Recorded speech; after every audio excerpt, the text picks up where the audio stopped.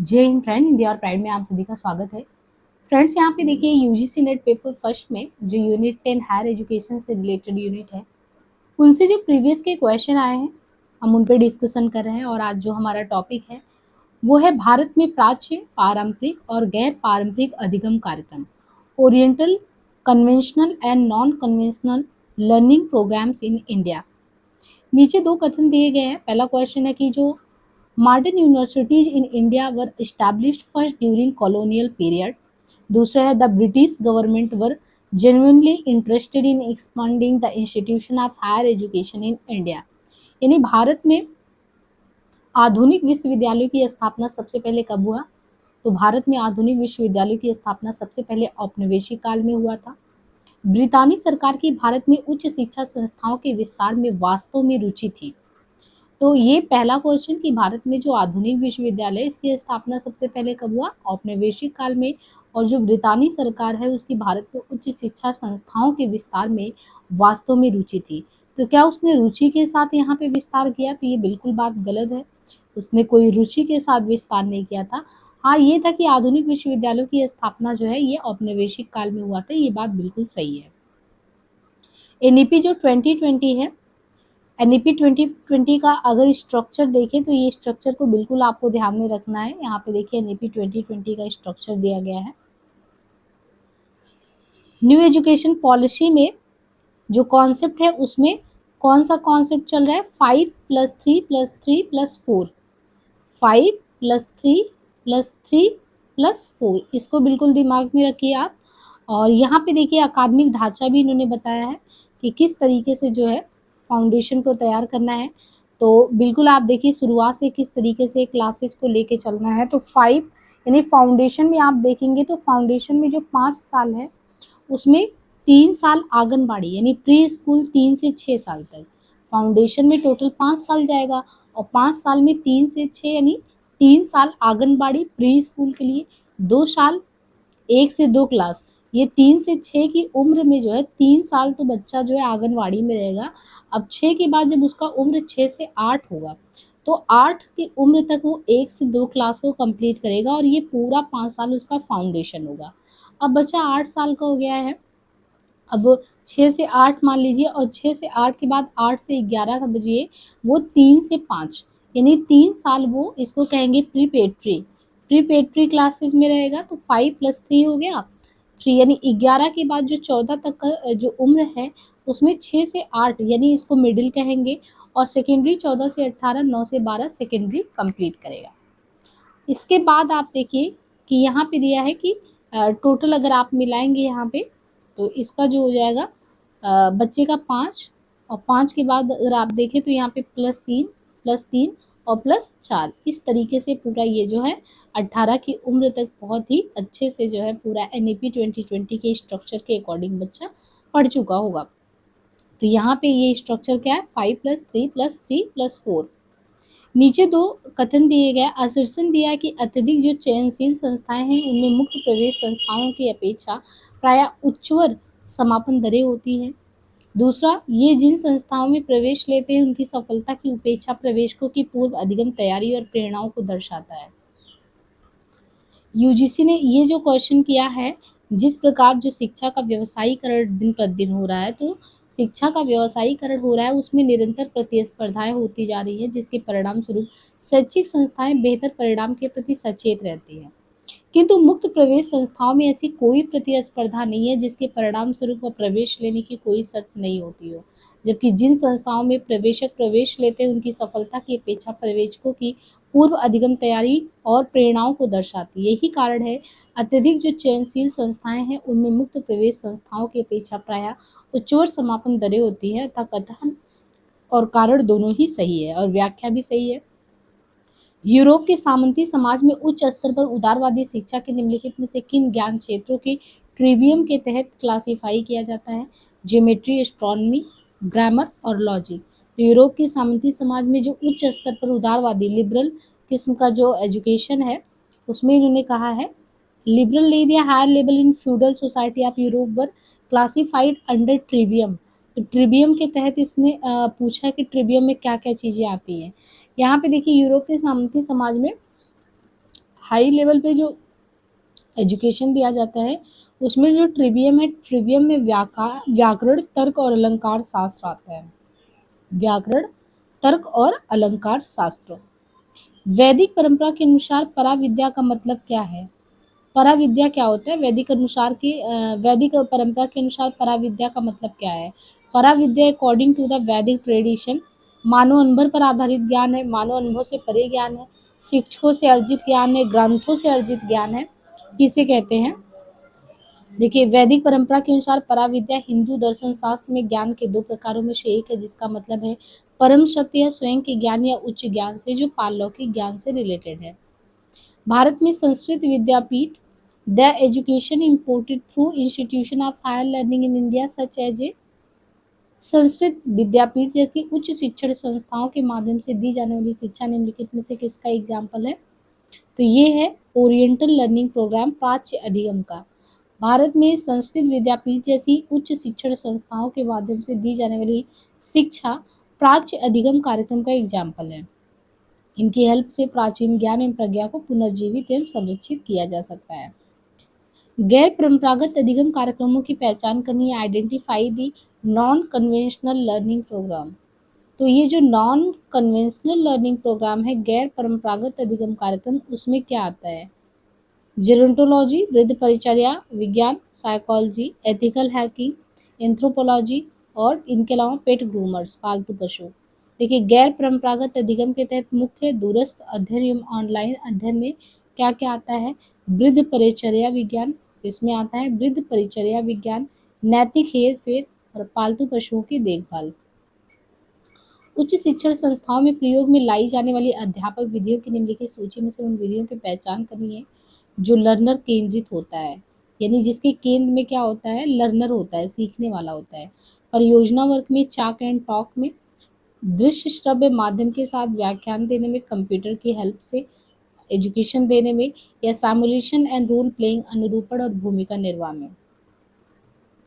देखिए, एक लर्नर जो होता है, लर्नर को ध्यान में रख के जो शिक्षण विधियाँ कराई जाती है, तो जो एजुकेशन दिया जाता है उसका विकास छात्रों या विद्यार्थियों की ज़रूरतों को ध्यान में रखकर किया जाता है। तो कुछ अधिगमकर्ता केंद्रित जो शिक्षण विधियाँ वो निम्नवत हैं, जैसे अभिहस्तांकित कार्य, क्रमानिदेशित निर्देश, कंप्यूटर की हेल्प से एजुकेशन देना और मुक्त अधिगम, अनुरूपण और भूमिका निर्वाह विधि। चारों वेदों के काल में विद्यार्थियों को निम्नलिखित में से किस संस्कार के उपरांत वैदिक विद्यालयों में भेजा जाता था? वो था उपनयन संस्कार। चारों वेदों के कालों में विद्यार्थियों को उपनयन संस्कार के उपरांत वैदिक विद्यालयों में भेजा जाता था, यानी उपनयन के बाद। हिंदू धर्म में जो संस्कार है उसमें उपनयन संस्कार दसम संस्कार है। मनुष्य जीवन के लिए ये संस्कार बहुत ही इम्पॉर्टेंट है। इस संसार के अनंतर ही बालक के जीवन में भौतिक तथा आध्यात्मिक उन्नति का मार्ग प्रशस्त होता है। इस संस्कार में वेदारंभ संस्कार का भी समावेश होता है। इसी को यज्ञोपवीत संस्कार भी कहते हैं। तो देखिए, चारों वेदों के काल में विद्यार्थियों को कौन सा? तो चारों वेदों के काल में विद्यार्थियों को उपनयन संस्कार के बाद वैदिक विद्यालय में भेजा जाता था। हिंदू धर्म संस्कारों में उपनयन संस्कार कौन सा है? तो दसम संस्कार है। मनुष्य जीवन के लिए यह संस्कार विशेष महत्वपूर्ण है। इस संस्कार के अनंतर ही बालक के जीवन में भौतिक तथा आध्यात्मिक उन्नति का मार्ग प्रशस्त होता है। इस संस्कार में वेदारंभ संस्कार का भी समावेश होता है। इसी को यज्ञोपवीत संस्कार भी कहते हैं। इस संस्कार में बटु को गायत्री मंत्र की दीक्षा दी जाती है और यज्ञोपवीत धारण कराया जाता है। विशेषकर अपनी अपनी शाखा के अनुसार वेदाध्ययन किया जाता है। यह संस्कार ब्राह्मण बालक को 8वें वर्ष में, क्षत्रिय बालक का 11वें वर्ष में और वैश्य बालक का 12वें वर्ष में होता है। निम्नलिखित में से भारत में प्राच्य अधिगम संस्थानों का चयन करना है। तो प्राच्य अधिगम संस्थान भारत में Asiatic society, Madras Sanskrit college, Tezpur विश्वविद्यालय, मिथिक सोसाइटी, इनमें से कौन सा है? तो भारत में देखिए प्राच्य अधिगम संस्थान, भारत में प्राच्य अधिगम संस्थान या प्राचीन शिक्षा संस्थान निम्नलिखित है: Asiatic society, Madras Sanskrit college, mythic society. Asiatic society की स्थापना, तो एशियाटिक सोसाइटी की स्थापना 15 जनवरी सन 1774 को विलियम जोन्स ने कलकत्ता स्थित फोर्ट विलियम में किया था। इनका उद्देश्य प्राच्य अध्ययन को बढ़ावा देना था। इसकी स्थापना एशिया के सामाजिक तथा सांस्कृतिक इतिहास, पुरावशेष, कला, विज्ञान तथा साहित्य की खोज के उद्देश्य की गई थी। यह संस्था भारत में सभी साहित्यिक तथा वैज्ञानिक गतिविधियों के लिए एक स्रोत तथा संसार में सभी एशियाई सोसाइटियों के लिए अभिभावक या संरक्षक सिद्ध हुई। मद्रास संस्कृत कॉलेज की स्थापना फरवरी 1906 में हुआ था। इसकी स्थापना का श्रेय मद्रास हाई कोर्ट के पूर्व न्यायाधीश और मद्रास सरकार के कार्यकारी परिषद के सदस्य कृष्ण स्वामी अय्यर को जाता है। मिथिक सोसाइटी बेंगलुरु की एक संस्था है जो धर्म, दर्शन, इतिहास, नृविज्ञान और संस्कृति के अध्ययन और अनुसंधान के लिए समर्पित है। कर्नाटक राज्य में है, जिसे मुख्य रूप से एफ.जे. रिचर्ड और बेंगलुरु के सिविल और सैन्य स्टेशन के कलेक्टर की पहल से 1909 में शुरू किया गया था। शैक्षणिक संस्थानों में सामान्यतः विद्यार्थियों के पास समूह जर्नल पत्रिकाएं होती हैं और वे अपने नियमित रूप से लिखने वाले होते हैं। निम्नलिखित में से कौन से कथन सही है जो जर्नल निकालने के लिए अनौपचारिक मूल्यांकन की पद्धति के रूप में होता है? एक ऐसा उपकरण है जो विद्यार्थियों को अपने विचार और अभिमत प्रकट करने का अवसर देता है। अभी तक उन्होंने क्या सीखा है उसे प्रदर्शित करने का एक अवसर है, दबाव से उबारने का एक तरीका है, या प्राधिकारी से अपने विवादों को सुलझाने का एक उपकरण है। तो यहाँ पे देखिए जो शैक्षणिक संस्थान है, शैक्षणिक संस्थानों में सामान्यतः विद्यार्थियों के पास समूह जर्नल पत्रिकाएं होती हैं और उनमें नियमित रूप से लिखते रहते हैं। जर्नल पत्रिकाओं में लिखने से विद्यार्थियों को अपने विचार और अभिमत प्रकट करने का अवसर मिलता है, जो विद्यार्थियों के लेखन कौशल और विचारात्मक अभिव्यक्ति में वृद्धि का कार्य करते हैं। इसके अलावा इसमें लिखने से इस तथ्य का अनौपचारिक मूल्यांकन भी हो जाता है कि अभी तक उन्होंने क्या सीखा है, क्योंकि प्रदर्शित वही विद्यार्थी कर सकता है जिसने सच में कुछ सीखा है। निम्नलिखित में से ऐसी वैकल्पिक विशिष्टताओं को चुनिए जो मुक्त विश्वविद्यालय और गैर पारंपरिक विश्वविद्यालय बनाती हैं। शिक्षण और ज्ञानार्जन, इसने ये पूछा है क्वेश्चन में कि आपको ऐसे विकल्प विशेषताओं को चुनना है जो मुक्त विश्वविद्यालय को गैर पारंपरिक विश्वविद्यालय बनाती हैं। मुक्त विश्वविद्यालय को क्या बनाती है? गैर पारंपरिक। अब जैसे शिक्षण और ज्ञानार्जन के नवाचारी तरीके, प्रवेश पाठ्यक्रम और मूल्यांकन के नवाचारी तरीके, आधुनिक संप्रेषण तकनीक, शिक्षकों का मित्रवत व्यवहार, इसमें से कौन सा सही है? तो यहाँ पे देखिए जो निम्नलिखित वैकल्पिक विशेषताओं में देखें तो जो भी विश्वविद्यालय को गैर पारंपरिक में विश्वविद्यालय में बनाती है वो शिक्षण और ज्ञानार्जन के नवाचारी तरीके, प्रवेश पाठ्यक्रम और मूल्यांकन के नवाचारी तरीके, आधुनिक संप्रेषण तकनीक, प्रवेश नामांकन की खुली एवं शिथिल नीति। मुक्त विश्वविद्यालय ऐसे विश्वविद्यालय होते हैं जो दूरस्थ शिक्षा के उद्देश्य से स्थापित किए जाते हैं। ऐसे विश्वविद्यालयों में विद्यार्थियों को अधिकांश स्नातक स्तर के प्रोग्रामों में प्रवेश देने के लिए उनके पूर्व शैक्षिक योग्यताओं की जरूरत का बंधन नहीं लगाया जाता। दूरस्थ शिक्षा पद्धति कई श्रेणियों के शिक्षार्थी, विशेष रूप से जो देरी से पढ़ाई शुरू करते हैं उनके लिए हेल्पफुल होता है। जिन व्यक्तियों के घर के पास उच्चतम शिक्षा साधन नहीं है, ये उनके लिए भी फायदेमंद होता है, और जो सेवारत व्यक्ति हैं उनके लिए भी होता है, और अपनी शैक्षिक योग्यताएं बढ़ाने के जो इच्छुक व्यक्ति हैं उनके लिए भी बहुत ही मतलब कि वहाँ से आप एजुकेशन ले सकते हैं। निम्नलिखित में से उस कालावधि को चुनना है जिसमें भारत उच्च शिक्षा का केंद्र बना। उच्च शिक्षा का केंद्र भारत गुप्त काल में बना। प्राचीन भारतीय इतिहास में गुप्त काल भारतीय उच्च शिक्षा का केंद्र बना था। काशी, मथुरा, नासिक, पद्मावती, उज्जैनी, अतरपुर, वल्लभी, पाटलिपुत्र, कांची गुप्त काल के प्रमुख शैक्षिक केंद्र थे। हरिशेन, वीरसेन, कालिदास तथा विशाखादत्त इस युग के प्रमुख विद्वान थे। बौद्ध विद्वानों में असंग, वसुबंध, दिंगनाथ तथा धर्मपाल एवं जैन विद्वानों में उपवेशवती, सिद्धसेन व भद्रबाहु ये सभी थे। गुप्त काल लौकिक साहित्य की सृजन के लिए, देखिए गुप्त काल में जो लौकिक साहित्य उसकी सृजन के लिए ध्यान रखा जाएगा। भास के द्वारा रचित 13 नाटक शूद्रक का लिखा मृच्छकटिकम जो प्राचीन नाटकों में सर्वोत्तम नाटकों में से एक है। निर्धन ब्राह्मण का वेश्या के साथ प्रेम प्रसंग और विश्व के 100 उत्कृष्टतम रचनाओं में से एक महाकवि तुलसीदास द्वारा रचित अभिज्ञान शाकुंतलम की रचना इसी काल में हुई। इसी कारण गुप्त काल को भारतीय इतिहास में स्वर्ण काल कहा जाता है। सामुदायिक महाविद्यालयों में प्रावधान है किस चीज का? समवर्ती प्रवेश का। सामुदायिक महाविद्यालयों में समवर्ती प्रवेश का प्रावधान है। सामुदायिक महाविद्यालयों का उद्भव संयुक्त राज्य अमेरिका में उच्च शिक्षा में व्यावसायिक शिक्षा के संस्थान के रूप में हुआ। सामुदायिक महाविद्यालय ग्रामीण क्षेत्र, दूरदराज एवं दुर्गम क्षेत्रों में गुणात्मक शिक्षा उपलब्ध कराने के उद्देश्य से स्थापित किए गए हैं। इन महाविद्यालयों में प्रवेश की प्रक्रिया समवर्ती होगा। आज के वैश्वीकरण, उदारीकरण और सूचना प्रौद्योगिकी के युग में ये जरूरी है कि सभी को गुणवत्तायुक्त शिक्षा उपलब्ध हो ताकि छात्रों को प्रतिस्पर्धात्मक रोजगार उपलब्ध हो सके। सामुदायिक महाविद्यालयों की अवधारणा समाज के कमजोर वर्गों की प्रतिभाओं को सामने लाने में सहायक सिद्ध हो रही है। अपारंपरिक शिक्षण तथा अधिगम रणनीतियों में बल दिया गया है। छात्रों की आवश्यकता आधारित संसाधन सामग्री तथा अधिगम मानकों पर, कौशल अभिवृद्धि तथा मूल्यों के विकास पर, समृद्ध चिंतन प्रक्रिया के संवर्धन पर, व्याख्यान आधारित मॉडल पर। तो जो आप पारंपरिक शिक्षण है उसमें जो लर्निंग कराई जाती है उसमें कौन सी रणनीतियों को अपना के सिखाया जाता है। छात्रों की आवश्यकता आधारित संसाधन सामग्री पे मानकों पे बल देके, कौशल अभिवृद्धि तथा मूल्यों के विकास करके, समृद्ध चिंतन प्रक्रिया के संवर्धन पर, व्याख्यान आधारित मॉडल पर, सृजनात्मक तरीके से प्रतिक्रिया देने हेतु आवश्यक ज्ञान देके। तो ऐसा कौन सा तरीका है? देखिए, आप पारंपरिक जो शिक्षण है, अपारंपरिक शिक्षण तथा अधिगम के अनुसार शिक्षण ऐसी प्रक्रिया है जिसमें विद्यार्थी अध्यापक पाठ्यक्रम तथा अन्य विभिन्न वस्तुओं से पूर्व निश्चित लक्ष्यों की प्राप्ति के लिए विधिवत एवं मनोवैज्ञानिक रूप से ये गठित किया जाता है। अपारंपरिक जो शिक्षण तथा अधिगम है, लर्निंग है, उसमें जिन रणनीतियों पर बल दिया जाता है वो है छात्रों की आवश्यकता आधारित संसाधन सामग्री तथा अधिगम मानक पर बल देना। यदि क्या जरूरत है, छात्रों की आवश्यकता क्या है, वैसी ही सामग्री तथा वैसे ही लर्निंग का मानक तय करके, कौशल अभिवृद्धि तथा मूल्यों के विकास को ध्यान में रखे, सृजनात्मक तरीके से प्रतिक्रिया देने हेतु आवश्यक ज्ञान प्राप्त करने से।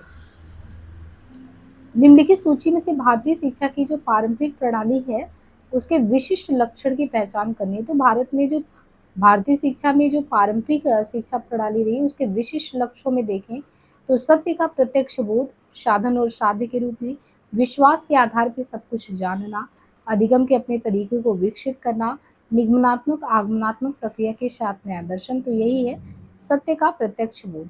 भारतीय शिक्षा की जो पारंपरिक प्रणाली है उसका सबसे विशिष्ट लक्षण होता है कि इस शिक्षा प्रणाली में सत्य का प्रत्यक्ष बोध हो, साधन और साध्य के रूप में। भारतीय शिक्षा की पारंपरिक प्रणाली आध्यात्मिकता पर आधारित थी। भारतीय शिक्षा मुक्ति एवं आत्मबोध के साधन के रूप में भी था। ये व्यक्ति विशेष के लिए नहीं बल्कि धर्म और ज्ञान के लिए था। भारत की शैथिल्य एवं सांस्कृतिक परंपरा विश्व इतिहास में प्राचीनतम है। विभिन्न विद्वानों ने इस शिक्षा प्रणाली को प्रकाश स्रोत, अंतर्दृष्टि, अंतर्ज्योति, ज्ञान चक्षु और तीसरा नेत्र आदि उपागमों से विभूषित किया है। नीचे दिए गए किस काल में भारत में शिक्षा को धक्का लगा है? कौन सा ऐसा काल था? तो ये है मुगल काल। भारत की शिक्षा व्यवस्था में सबसे अधिक धक्का, नुकसान या पिछड़ापन कहें तो वो मुगल काल में रहा है। इस समय शिक्षा को चार दीवारों के मध्य कैद कर दिया गया मुगल काल में। मुगल कालीन भारतीय शिक्षा व्यवस्था में सबसे अधिक जो है महिलाओं की जो शिक्षा है वो प्रभावित हुई और इसी कारण महिलाएं लगातार समाज की मुख्य धारा से अलग होती चली गई। परिणाम स्वरूप उनके अधिकार एवं सामाजिक स्तर में काफ़ी गिरावट आया और उन्हें पुरुषों पर आश्रित होने के लिए मजबूर होना पड़ा। मुगल काल में स्त्री शिक्षा के लिए हरम की व्यवस्था थी, जो केवल कुछ ही मुस्लिम राज परिवारों की महिलाओं को उनके राजमहल के अंदर ये शिक्षा दी जाती थी। शिक्षा की जो गुरुकुल प्रणाली है उसका क्या उद्देश्य है? समानता और उत्कृष्टता को बढ़ावा देना, अधिगम में तनाव को कम करना, भावी अधिगम के लिए सशक्त बनाना, स्वयं सहायता को प्रोत्साहित करना। तो ये समानता और उत्कृष्टता को बढ़ावा देने के लिए है। देखिए, शिक्षा की जो गुरुकुल प्रणाली रही है उसका मुख्य उद्देश्य क्या रहा है? समानता और उत्कृष्टता को बढ़ावा देना। आचार्य गुरुकुल में शिक्षा देते थे उस समय और गुरुकुल में प्रवेश करने के लिए 8 वर्ष का होना अनिवार्य था। आप 8 वर्ष के होते तो ही गुरुकुल में प्रवेश ले सकते और 25 वर्ष की आयु तक लोग वहाँ रहकर शिक्षा प्राप्त करने के साथ ब्रह्मचर्य का पालन करते थे, यानी 8 से लेके 25।